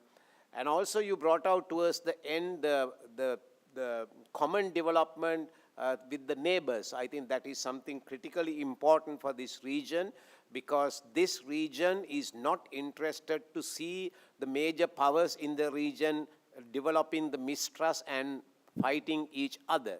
It is not in the interest of any one of us. We want a peaceful region. So when we can work among the neighborhood, among the region, I think that is the best. And you mentioned about regional security architecture. I think this is something we need right now. This is a critical need at sea as well as on land, a regional security architecture. So thank you very much, and I'm extremely sorry about what happened, the technology. So let me now move to our next speaker. He is from Comsat University, Pakistan, General M. Tahir. Over to you, General. Mr. Chairman, Admiral Professor Jayanath, ladies and gentlemen, the topic under discussion is holistic national growth and security. Historically, it is seen that national growth and development have an inextricable link with national security. Only those nations can protect their liberty and territorial integrity if they can flex their muscles militarily. This can only be achieved if a nation has a sound industrial base, which is intimately connected with a sound economy, and national growth, or a sound economy only for weapon acquisition. The clear manifestation of this in the present time can be seen with the emergence of China not only as a military power, but also as an economic power. The Belt and Road Initiative, which spreads over 4 continents and has 138 countries on its orbit, has a GDP of 29 trillion US dollars and affects the lives of 4.6 billion people.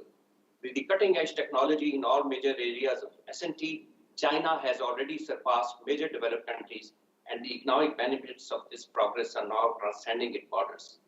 This has seen the center of gravity rapidly shifting from west to east. The spectrum of traditional threats to regional and global peace, stability, and security is indeed very broad and has diversified faster than expected. Out of these interstate and intrastate armed conflicts and the use of weapons of mass destruction clearly stand out as major dangers to peace and dominate all other security concerns. Additional major challenges and threats are posed by proliferation of weapons of mass destruction, nuclear and conventional arms race in some parts of the world, terrorism, and the consequence of failing states due to economic challenges.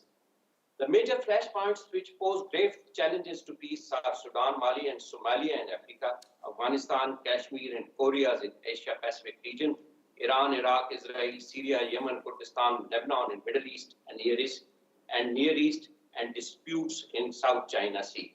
Afghanistan, where a coalition of 43 countries have been fighting a war for over a decade, with major budgetary outlays of USA and European countries, are finally realizing that the settlement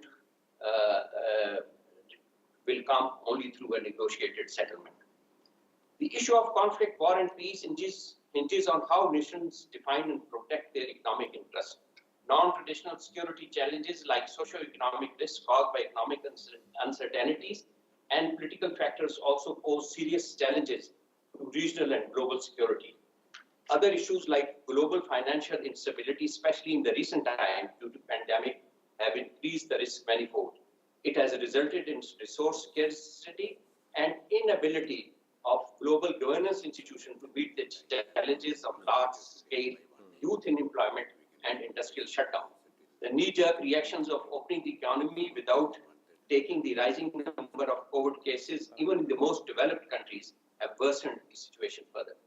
The situation demands global formulas and solutions, not only to meet challenges of pandemic, but also the worsening economic situation in the developing countries, already badly ridden by the mounting debts and payments. The paradigm of national security and economic interdependence therefore needs to be redefined through requisite strategic measures and economic policies. With the major global transformations being witnessed in the recent phase of the fourth industrial revolution, this nexus has become even more pronounced. With increased connectivity and global interdependence, economic growth has become a major determinant of national security, and so has national development. Trade and investment, capability of human resource, effective governance, efficient use of natural and financial resources, secure social environment have acquired critical importance. Along with diplomatic maneuvers, the inherent strength of the nation lends credible role in shaping global agenda. It also creates space for promoting national interests. Through cooperation rather than competition. The Belt and Road Initiative, for example, I am again referring to this, is a major project that encompasses socio-economic uplift of various regions through growth and development. The infrastructure development and the setting up of financial institutions are aimed at creating systematic and uninterrupted flow of supply chain for unhindered trade. National consensus on policies and the constructive engagement of people give added boosts to national growth and security as a whole. The economic sanctions and the threat to use force is another risk factor which affects the economy of various countries. Israel and US threat to use force and to stop Iran from acquiring nuclear weapons by putting economic sanctions pose a greater risk in the Persian Gulf, not only to Middle East, but also to South Asia. US knows that Iran-Pakistan gas pipeline is vital for energy needs of Pakistan, yet opposes this project because of Iran's sanctions. They ignored the fact that energy shortages not only can destabilize Pakistan, but can also have disastrous effect on the economy of Afghanistan. And this will become even more vital after the US forces they withdraw from Afghanistan. Similarly, these sanctions have destroyed the trade between Iran and Afghanistan and is a major cause of devaluation of Iran and Afghan currency. With the potential for increased proliferation and growing concerns about nuclear security, risks are growing that future war in South Asia and in the Middle East would risk inclusion of nuclear deterrent. The Middle East and South Asia are two regions likely to trigger broader instability. An increasingly multipolar Asia, lacking in well-anchored economic and regional security framework, could constitute one of the largest global threats. World leaders, therefore, must be aware of general notions and percepts of peace and imperatives of intervention by the international community as well as the United Nations to meet these security and economic challenges and avert all threats to peace. This can only be achieved through a holistic approach to national growth and security that essentially takes multiple factors and determinants in view. Thank you very much. Thank you, General Tahir. You started with the Belt and Road Initiative, and I think there is something very important for all of us to remember or all of us to focus. That is the requirement of development of quality infrastructure, because as a region, we are the least integrated region in the world, economically and even on ocean trade. And one of the main reasons is the lack of quality infrastructure. Now, the World Bank came out with a report in 2018 and said we need about 460 billion US dollars per year until 2030 if we are to meet the sustainable development goals. Now, sustainable development goals are linked to our topic today. I mean, we are talking about holistic development. So that is quite linked. Unless we develop our infrastructure, so we need not only BRI, we need more initiatives to develop our infrastructure and make us more connected. So that's a very good point you brought out in the beginning. And then, of course, you brought out that the center of gravity of the entire world is shifting from west to east. This is quite evident. It is happening in front of our own eyes. Now, this has given rise to the conflict, war in different ways. There are different types of wars that we hear now, trade war, 5G war, words of war. That is because of the changing balances from the west to east. And that actually give issues to our countries, the countries which are trying to develop. And then you brought out the issue of debt. Now, debt is more a story than the real one. Now, Sri Lanka, we are having an issue with debt, but it is not due to a particular country. It is our own doing. So we should not be blaming anyone for our ills. We are having a problem with debt, and we have to deal with it, and it's our own doing. So similarly, I am sure most of the countries in the region are same.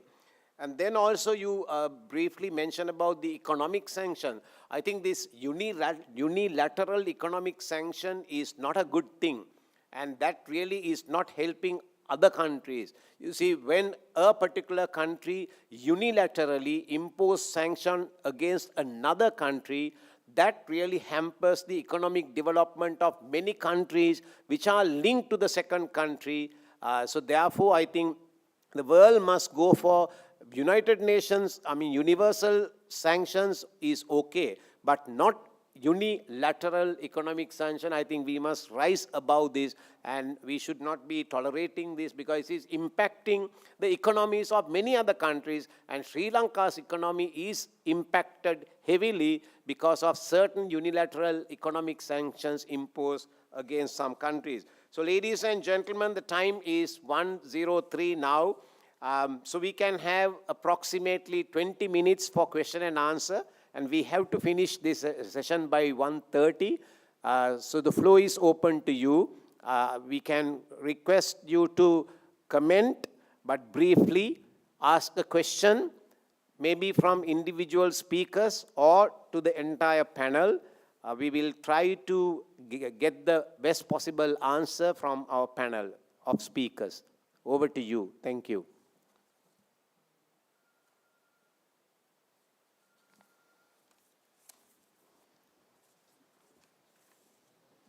No questions?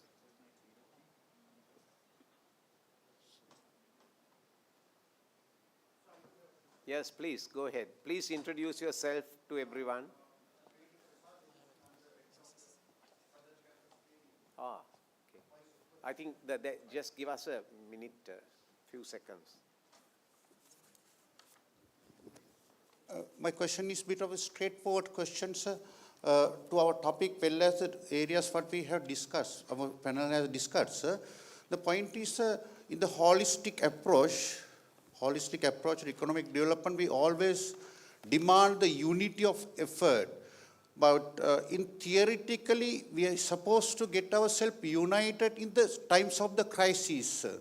Probably we expected that during the last few hours, conceptually. But in really, it did not happen, sir. And it's true that there can be some strategic imbalances and implications. Still, for all, even the small stakeholders, just like us, nation states or even non-stakeholders, we could not get into one platform where it's become a system of manipulation at the end of the day, sir. Whereas we push into the more dead end rather than going into the front, sir. What is really wrong with that? And that is my first question. Second question is, how could I get away from this situation? Not conceptually, as an action plan in the implementation planning process, sir. That is my second question, sir. Thank you very much. It is an open question, so anyone of the speakers would like to answer. I think he was focusing on the unity of effort. And if I take a preamble before any one of you speak, I think from time to time we get opportunities. Now, 2004 tsunami came, and then as a region we got united to fight it because it was a calamity. Now in 2020, we have another opportunity which COVID has given us. I mentioned the COVID has given us a wake-up call. At the same time, this has given us an opportunity to work together as a region. So anyone of you like to answer that question? Yeah, I'd like to step in here. Thank you, Admiral Columbage, and I totally endorse what you said and the question brought out by the speaker. I had mentioned right in the beginning that the circumstances have forced us and brought us to a situation where there's a strategic window of opportunity in this region to come together. And I mean, the COVID has absolutely shown us that no nation can do it alone. And I think this is the time, which I mentioned also in the passing, that we have to apprise the approach which we have followed as nations when we look at strategic interests, which obviously arise out of national interests, that we need to get past the normal. We need to refocus. The problem with the ends, ways, and means process, it doesn't leave much scope for imagination or innovative processes. And I think here we have an opportunity where we can break the normal norms and look at common grounds, which I sort of ended with, that there's an increasing need for regional coalition, the regional cooperation, and picking up the common threads and developing and building those rather than trying to resolve the older issues. And I think that would be a good start, because when you start afresh with a new common ground, there is always a sense of hope and purpose. And I think once you start on that path, rest of the things follow. That's all from my side. Thank you. Thank you. Anyone else like to add anything to this question? Well, I think we got a good answer from Air Marshal Chaudhry, and I think he mentioned that we have an opportunity, so we have to make it work. And I think now everybody says SAARC is hibernating, SAARC is dead, but then I think we must appreciate the initiative taken by Prime Minister Modi, because he initiated a SAARC leaders virtual summit. At least that was there. So now we must move forward from that. Of course, there was some movement. There were a SAARC Health Ministers Summit, Director General Summit, and then a SAARC fund was created to fight COVID. So we must now not really I don't want to use the word bogged down in the past too much, but look at the future and use this as an opportunity to move forward. Any other question, please? I reinforce what Air Marshal Chaudhry has said. There have been so many regional alliances, and these regional alliances, we have seen that they have not worked. Even starting from the United Nations, you go over to NAM Forum, you go over to SAARC Forum, you go over to BRICS Forum, you go over to Organization of African Unity, you go over to OIC, you go over to SCO. All these forums are there, but how much have we been able to resolve the bilateral disputes in our region? So until and unless there is a will and a very, very strong motivation that this is vital for not only for security, but also for economic growth, we will not be able to go anywhere. So the forums already exist. I think most of the time they are in cold waters. They are in limbo. Nobody is willing to talk. Nobody is willing to come to negotiating table, even though we may have very strong reasons to come to negotiating table and solve the disputes. We are not willing to do that.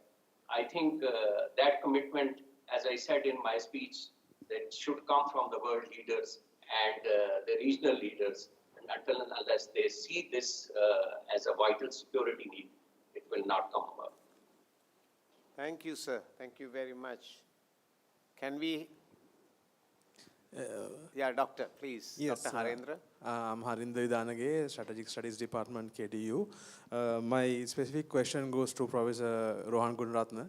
I totally agree with Professor on the fact that we are facing an existential threat at the moment, and given the context of the Easter Sunday attacks, and it's not a one-off.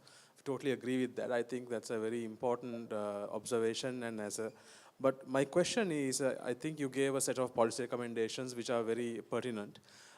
In the context of there is one which really interests me, and I think given the history we have as a country which already faced a secessionist conflict, your idea about ethnic conclaves, that there should not be conclaves with pure ethnic condensation. How would you recommend for the government to move ahead in the future? How do we deal with, in a way, getting away with ethnic conclaves? And I mean, I think because from a KDU perspective, we want to highlight some of these recommendations which are coming from the plenary as a set of policy recommendations to the government. I think your observations are very important there, and I think one of the biggest challenges the government at the moment is facing is to deal with ethnic conclaves, because it has created not just the fact that it's a conclave, it creates a culture of violence, of in a way, segregation. So how do we get away with the segregation in the long term? Thank you so much.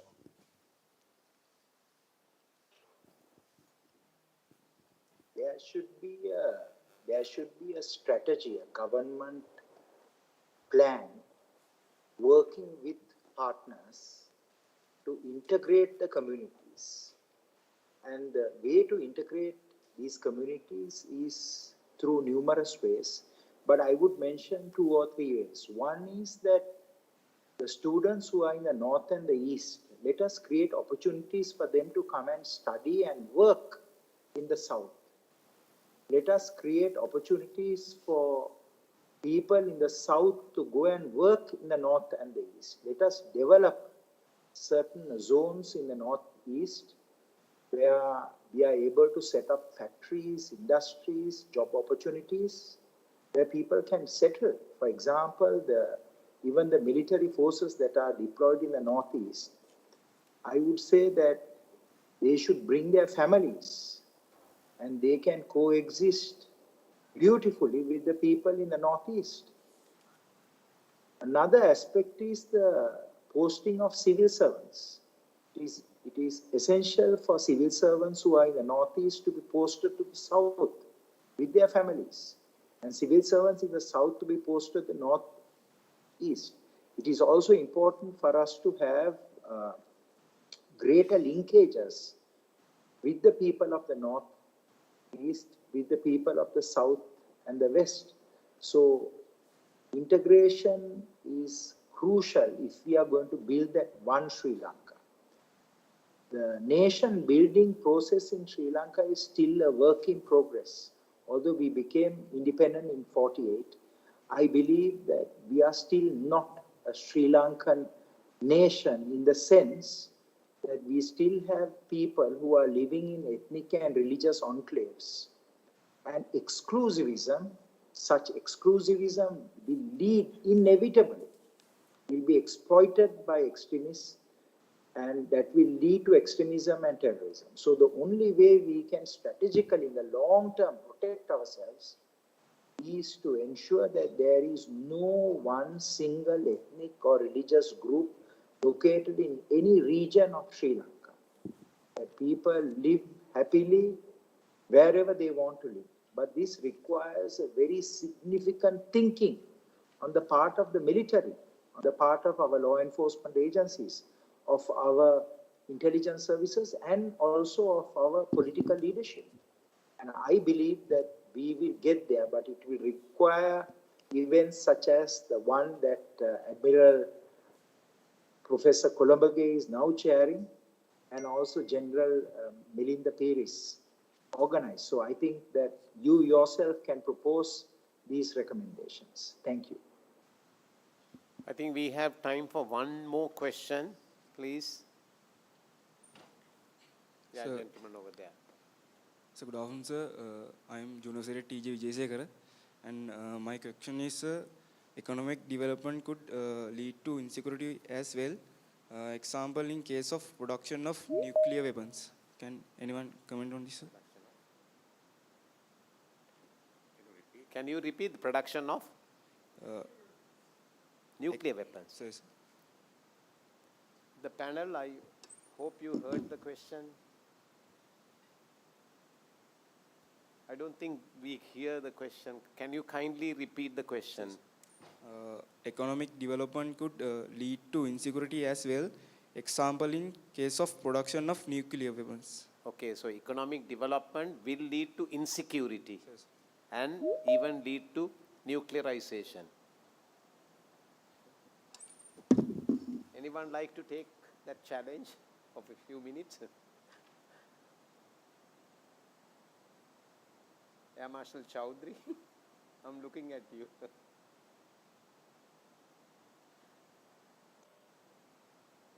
That is the scary thing with the young. They always ask the damnedest questions. But I really would like to, it's a very interesting question, but I would like to disagree on two counts. One is economic development has got much, much more. The good that will come out of economic growth and development is much more encompassing towards national growth and international cooperation. And I think nuclear development comes out from an entirely different ideology and thinking. So I don't think the two really, one doesn't necessarily lead to the other. The two are entirely dehyphenated.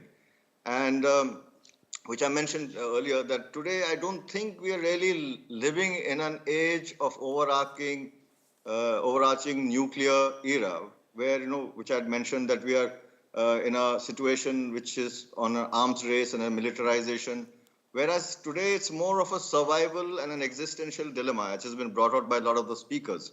And I think that is more important. We need to find common grounds there and focus on the on areas which actually stitches and breaks some of the divides that we have. And here I think I won't go on too much on this, but just mention this fact.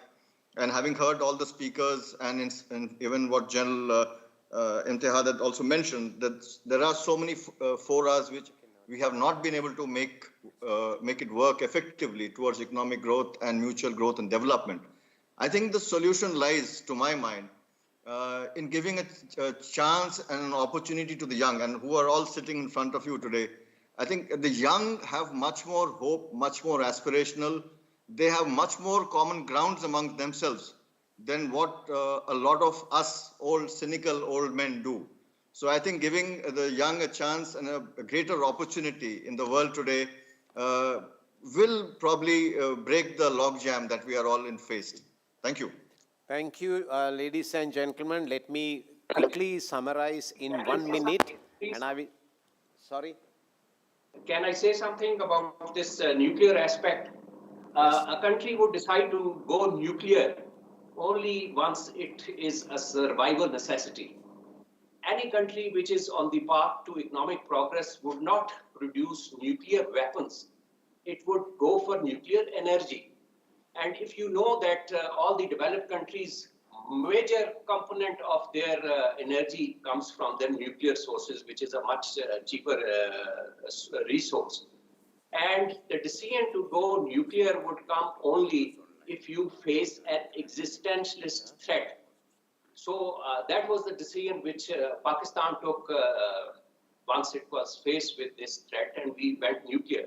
But of course, nuclear weapons have also given us, a strategic parity with our adversaries, and it has given peace to the subcontinent for such a long time because of the threat that what devastation can these nuclear weapons bring about.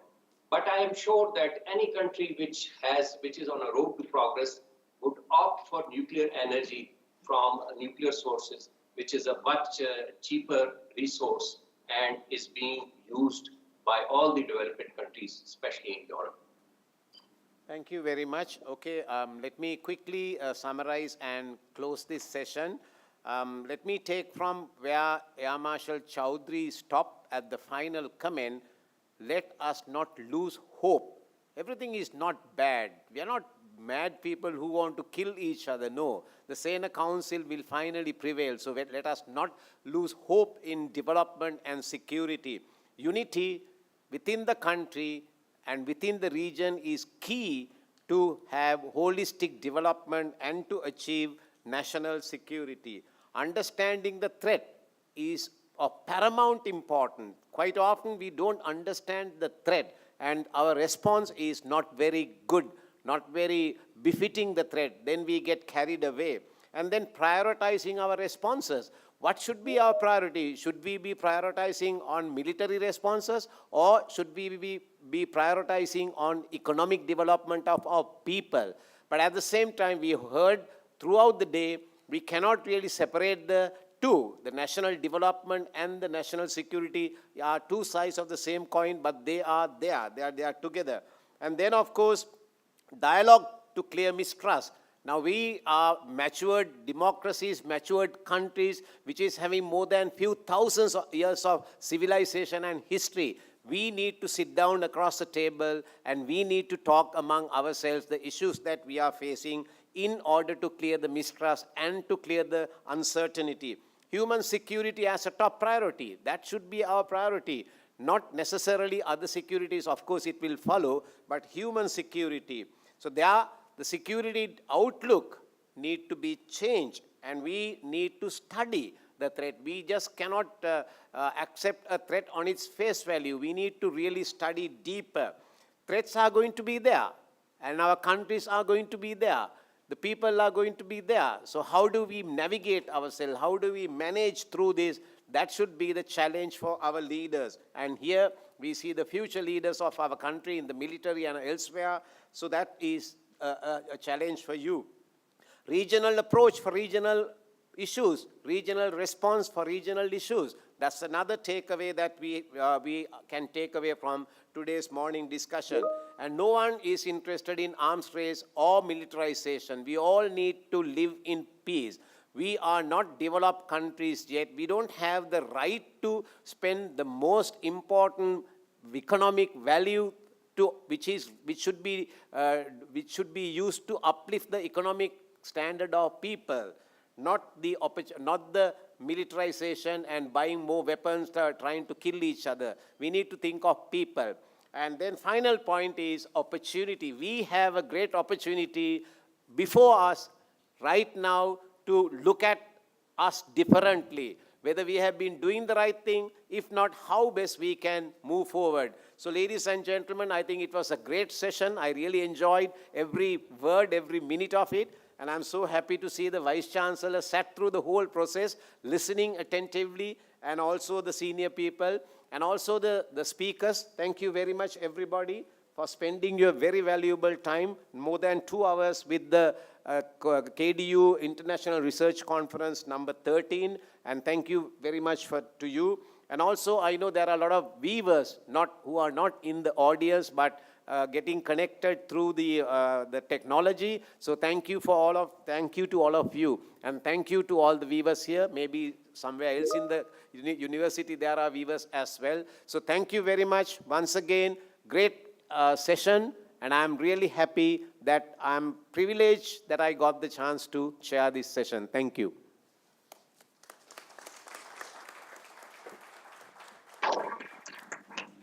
Ladies and gentlemen, with that we conclude the plenary session on Defense and Strategic Studies for the 13th International Research Conference. It has truly been an interesting and a fascinating session. Looking forward for more and more productive sessions to follow, we are truly grateful for your contribution here today.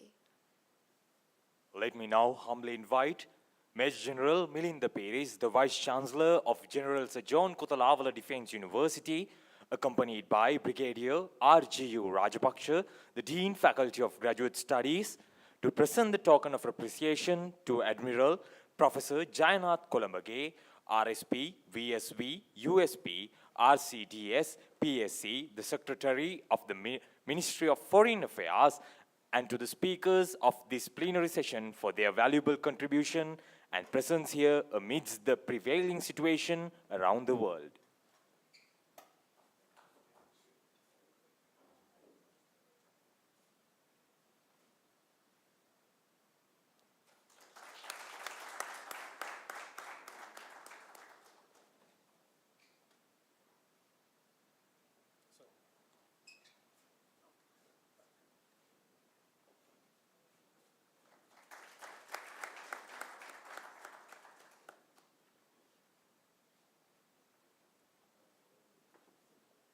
Typing online. At least one.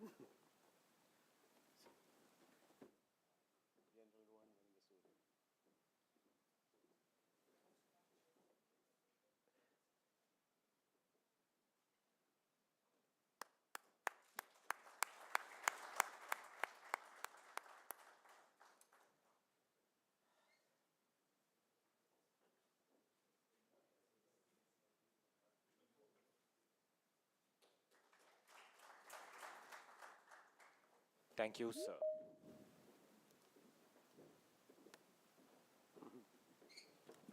Thank you, Rohan. Well done. Thank you, ladies and gentlemen. You've been an amazing audience.